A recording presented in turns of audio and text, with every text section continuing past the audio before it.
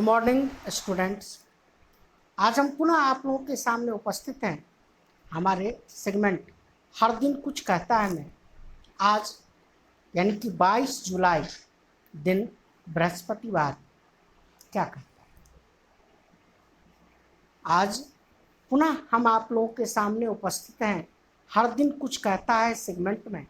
आज यानी कि 22 जुलाई दिन बृहस्पतिवार क्या कहता है।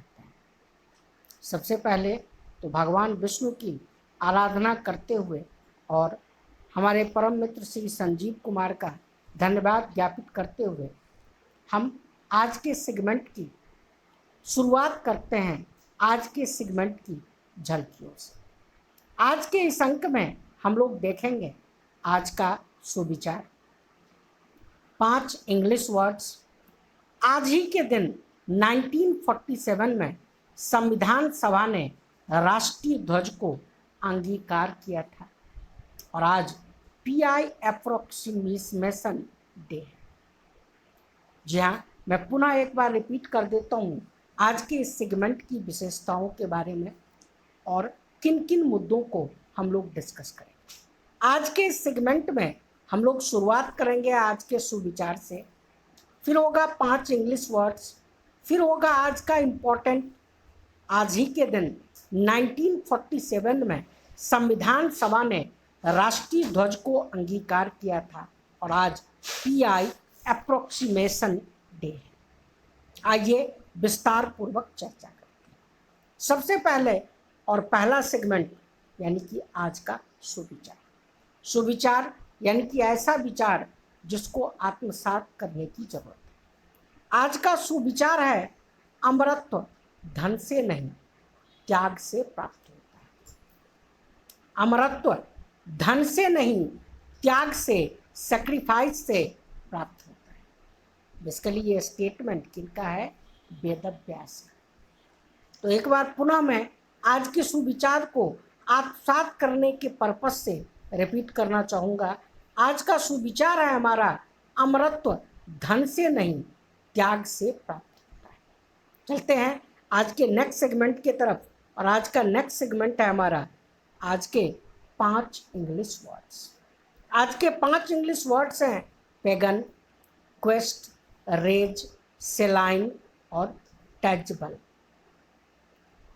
टैचबल एक बार मैं पुनः रिपीट करना चाहूँगा। आज के 5 इंग्लिश वर्ड्स हैं पेगन, क्वेस्ट, रेज, सेलाइन और टैचबल। चलिए डिटेल में समझते हैं। PAGAN पेगन मतलब विधर्मी। PAGAN पेगन मतलब विधर्मी। QUEST क्वेस्ट मतलब खोज। RAGE रेज मतलब क्रोध। SALINE सेलाइन मतलब लवणीय, खारा। और लास्ट वर्ड टेंजिबल, TANGIBLE यानी कि स्पर्श करने योग्य।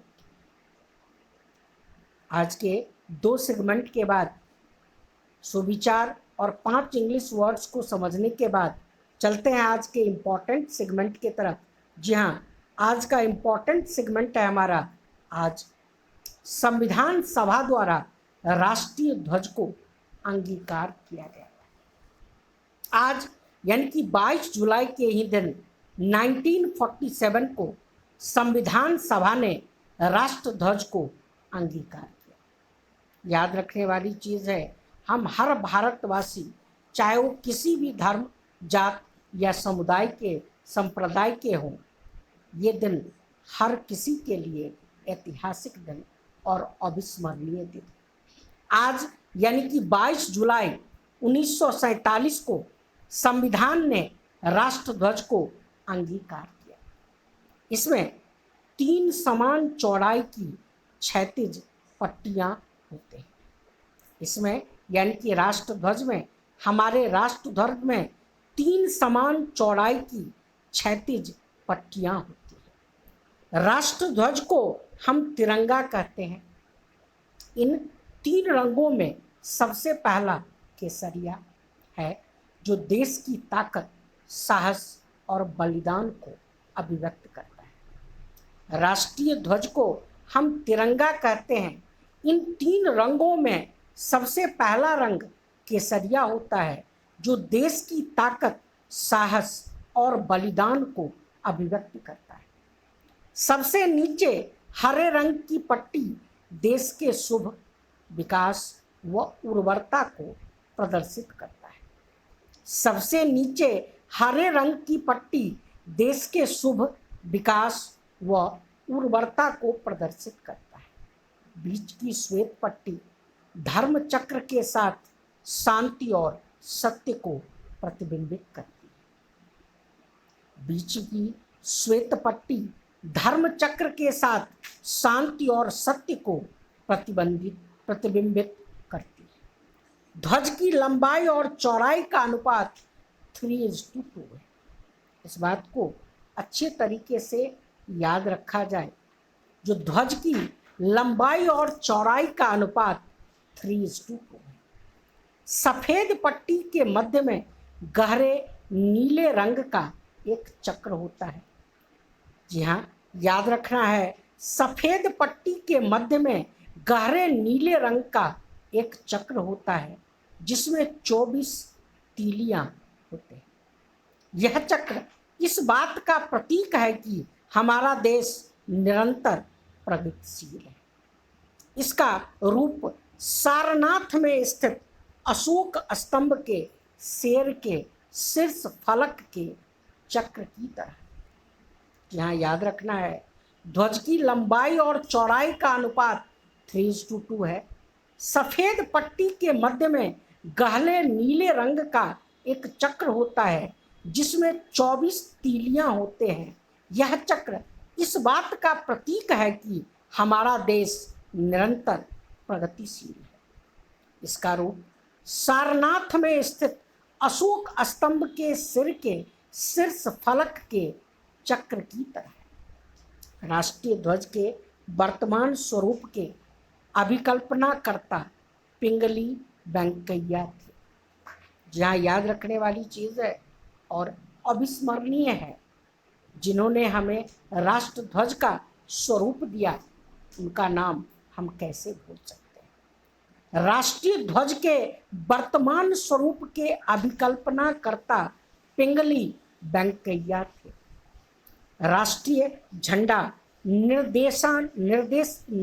निर्दिष्टीकरण के अनुसार झंडा खादी का ही बना होना चाहिए। राष्ट्रीय झंडा निर्दिष्टीकरण के अनुसार झंडा सिर्फ और सिर्फ खादी का ही बना होना चाहिए। एक इम्पॉर्टेंट बात है जिसको हमको ध्यान से समझना है। जो झंडा आत्मगौरव की तो बात है ही, साथ ही साथ ये झंडा सिर्फ और सिर्फ खादी कपड़े का ही बना होना चाहिए। भारतीय झंडा संहिता में 26 जनवरी 2002 में संशोधन किया गया।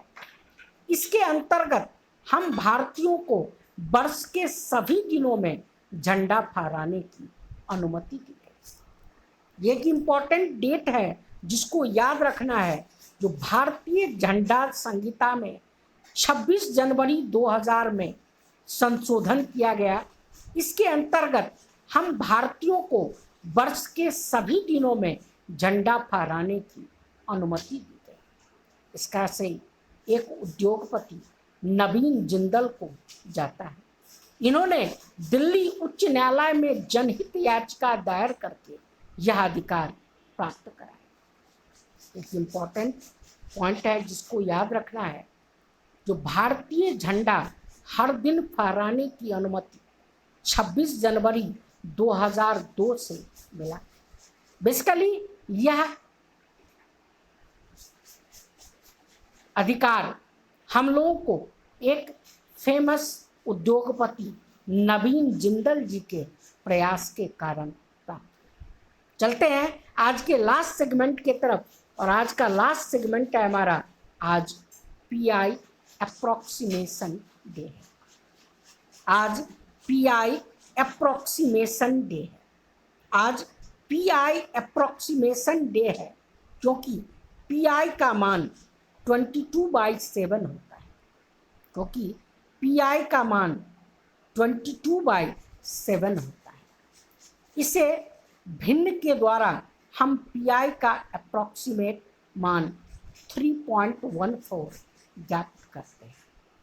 इसी भिन्न के द्वारा हम पीआई का अप्रॉक्सीमेट मान 3.14 ज्ञात कर पाते हैं।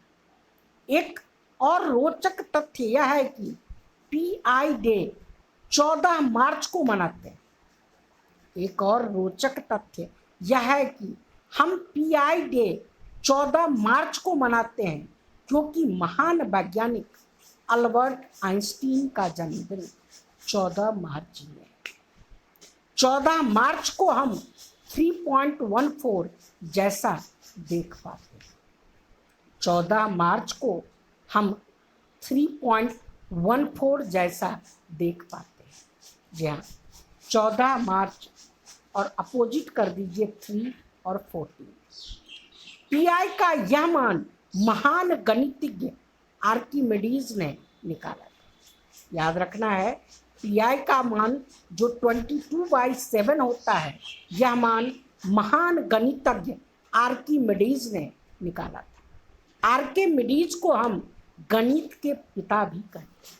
यहाँ याद रखना है, आर्किमिडीज को हम गणित के पिता भी कहते हैं। आज के इस सेगमेंट में इतना ही। स्वस्थ रहें, सुरक्षित रहें एवं खुश रहें। धन्यवाद। Nå heier nærmer seg, spør alle hva jeg gjør da. Jeg hitter kløden som om hverdag var en løsning.